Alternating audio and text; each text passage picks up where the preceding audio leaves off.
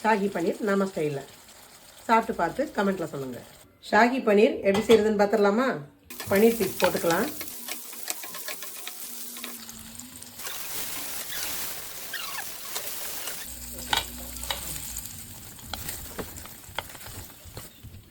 பன்னீரை ஃப்ரை பண்ணியாச்சு. அதே கடாயில் கொஞ்சம் மிளகு, கொஞ்சம் சீரகம், கொஞ்சம் சோம்பு, 5 பல் பூண்டு, கொஞ்சம் கருவேப்பிலை எல்லாத்தையும் ஃப்ரை பண்ணிக்கலாம். 10-15 சின்ன வெங்காயம், ஒரே ஒரு தக்காளி, வெங்காயம், மசாலா பொடி எல்லாமே வதங்கிருச்சு. இதை நல்லா ஆற வச்சு அரைச்சிட்டு வந்துடலாம். ஆற வச்ச பொருளை அரைச்சிட்டு வந்தாச்சு. எண்ணெய் விட்டுக்கலாம்.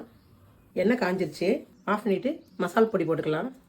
அடுப்பை எரிய விட்டுட்டே மசால் பொடி போடாதீங்க, கருகிடும். இப்போ மசாலா பொடி எண்ணெயில் நல்லா கரைஞ்சிருச்சு. திரும்ப அடுப்பை ஆன் பண்ணிக்கலாம். இப்போ அரைச்ச மசாலா பேஸ்ட்டையும் சேர்த்துக்கலாம். அதே ஜாரில் கொஞ்சம் தண்ணி சேர்த்து அதையும் சேர்த்துக்கலாம். கொஞ்சம் மஞ்சத்தூள் சேர்த்துக்கலாம். கொஞ்சம் உப்பு சேர்த்துக்கலாம். அடுப்பை நல்லா கொஞ்சம் குறைச்சி வச்சுக்கோங்க. எண்ணெய் பிரிஞ்சு வந்துருச்சு. இப்போ கொஞ்சம் கறி மசால் பொடி போட்டுக்கலாம். கறி மசால் பொடி கொஞ்சமாக போடுங்க போதும்.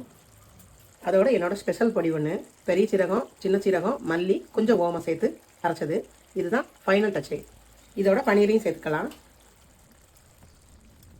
கொஞ்சம் கஸ்தூரி மேத்தி க்ரஷ் பண்ணி போட்டுடலாம். வாசனை கம்மன்னு தூக்குது. மூடி வச்சுக்கலாம். அடுப்பெல்லாம் சிம்லே இருக்கட்டும். நல்லா எண்ணெய் பிரிஞ்சு வந்துருச்சு. சாப்பிட தயாராகிடுச்சு. ஷாஹி பன்னீர் நம்ம ஸ்டைலில்.